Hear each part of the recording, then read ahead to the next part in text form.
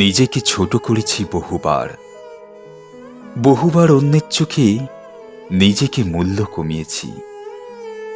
নিজের আত্মাকে ছুতে দিয়েছি অযোগ্য কারোর হাতে।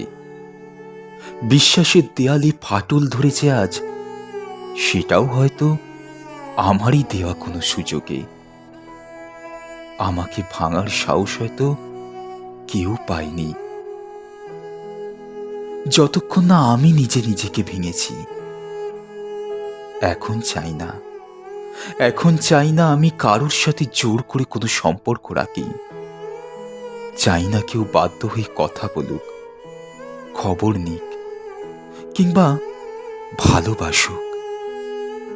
সবটাই এখন কেমন যেন অচেনা লাগে, ভীষণ অপ্রিয় বলে মনে হয়।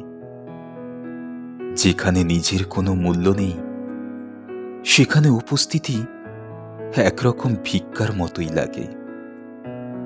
জীবনের একটা বিষয়ে তীব্র যন্ত্রণা দেয় বারবার। হৃদয় উজাড় করে দেয়া যে ভালোবাসার মানুষটি একদিন বলেছিল সে কোনো দিনও কখনো আমার হাত ছেড়ে যাবে না, সেই ভালোবাসার মানুষটিকে যখন অন্যের সাথে দেখি, আর ভালো না বেশে একটা গোটা জীবন একই ছাদের তলায় কাটিয়ে দেয়া, এই দুটোই বড় বেদনাদায়ক।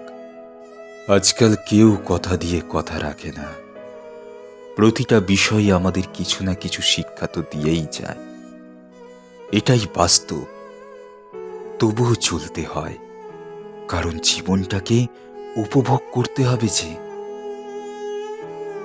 কলমে সুতপা দাস এবং আমি, কণ্ঠে রিজু রায়।